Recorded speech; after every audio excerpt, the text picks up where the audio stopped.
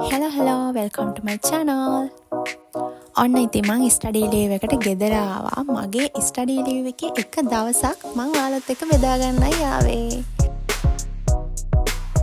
මේ දවස්වල ඇත්තටම මාර රසණයක් තියෙන්නේ. අනුරාධපුරය ගැන හිතන්නකෝ ඔයාලා හිතකොට. වැහි දෙයියොත් හිටපු ගමන් ඇවිල්ලා ෆ්‍රෑන්ක් එකක් දෙකක් කරලා යනවා ඉතින්. අපි නම් තෙමේ වැස්සට. ඇයි යන්නේ පොඩ්ඩක් වැස්ස කියලා මොකද වෙන්නේ? මේ පාර ළමයි අපිට එක්සෑම් තියෙන්නේ මාර්ච් 30. ඉතින් අපිට ලොකු වැකේෂන් එකක් තමයි හම්බෙලා තියෙන්නේ. ස්ටඩි ලීව් නෙමෙයි. hina වෙලා හිටියට පොඩ්ඩක් ඇඬිලා ඉන්නේ ඉතින්. ඔයාලටත් තියෙනවද එක තැනක ඉඳලා පාඩම් කරන්න බැරි පුරුද්දක්?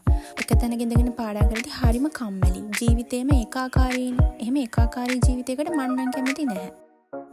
අනේ අහන්නකෝ වීඩියෝ එකක් ගන්න කියලා ෆෝන් එක ඔන්නෝම තිබ්බා. පෑන වැඩිලා පෑන ගන්න මේසෙ තල්ලු කරද්දි ෆෝන් එක දඩාරියෙන් ගාලා බිමට වැටුණා. මම බැලුවා මොකද වෙලා තියෙන්නේ කියලා. මේ වෙලාවට මොකක්ද වෙලා තිබ්බේ නෑ හැබැයි. ඉතින් මේ විදිහට තමයි මගේ අද දවසේ ගෙවුනේ. ඇත්තටම මෙන්න මෙහෙම තනියෙන් දවසක් ඉඳලා බලන්න ඕනේ. ඇත්තට මේක හරිම කාම්. ජීවිතේ ගොඩාක් දේවල් කල්පනා කරන්න පුළුවන්, නිදහසේ හිතන්න පුළුවන්, අලුත් මතක ඒ හැම දෙයක්මත් එක්ක අද දවසේ හරිම ලස්සනට ගෙවුණා.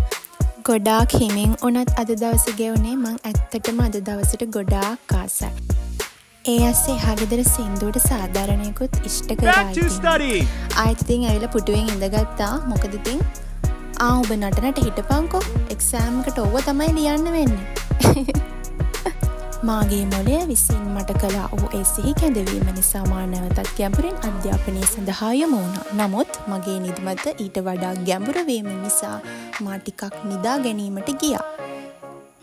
ඔන්න ඔහොම තමයි මගේ අද දවසේ ගෙවුනේ. පේනවද තියෙන කම්මැලිකම? ඇත්තටම ළමයි එක්සෑම් ලඟ වුණාම ට්‍රැක් පයින්නවා කියන්නේ ඇත්තක් නේද? පේනවනේ ට්‍රැක් පැනලා ඉන්නේ. ඊට වඩා ට්‍රැක් අපේ හොස්ටල් එකට ගියාම. දැන් නම් වෙලාව 4ටත් ළඟයි. ඉතින් මගේ වීඩියෝ එක බලපු